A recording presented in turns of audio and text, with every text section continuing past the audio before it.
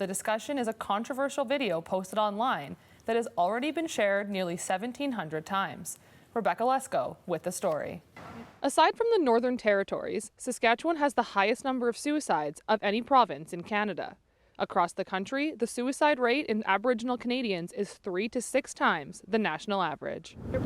That's right, guys. Now, last week, Earls did announce that they were moving to a supplier in Kansas. This beef was certified humane, and they said they didn't have the supply in Canada they needed to keep up with what they needed for the restaurant. Earls announced this morning that they will be going back to Canadian suppliers after a significant amount of public backlash. There was even a social media campaign last week using the hashtag #BoycottEarls. They said they made a mistake and they want to make it right.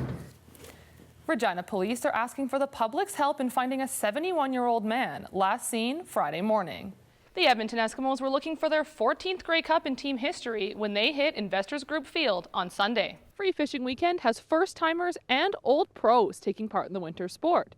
Sunny skies and warm temperatures have people flocking to Saskatchewan's lakes. Starting in Calgary, they're looking at -4 to start off the day, moving up to a high of 3 in the afternoon. Some increasing cloud throughout the day will bring that 20% chance of some flurries on Sunday night. Mandela spent the past week in Winnipeg presenting at the Fair Trade Conference. After a stop in Regina, her Canadian tour will wrap up Wednesday evening in Toronto.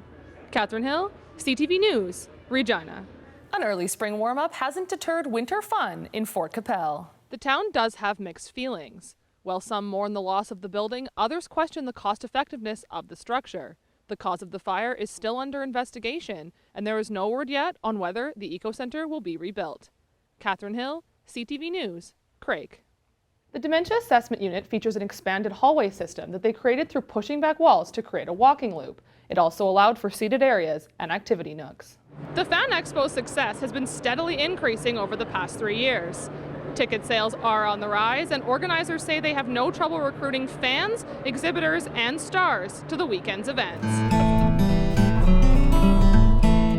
In 3 months, Mason Benning will be ready to start his career in power engineering. Despite the drop in oil prices, he says he's not worried about finding a job. There is a little bit of lack of jobs with that whole oil slump going on, but at the same time, there's still a lot of other jobs that you can get with your power engineering. A failing economy hasn't been all bad news for Estevan Southeast College.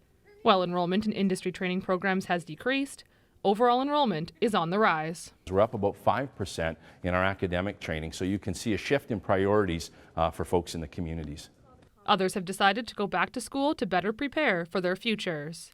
Christian Uzichpi-Bode is in the Adult Basic Education program, working towards his ultimate goal, the college's power engineering program. To get to that, I needed better high school classes, so I'm upgrading those.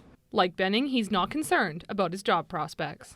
Jobs at SAS Power, there's some good jobs there with unionized, good money, good benefits, kind of everything that you would be looking for.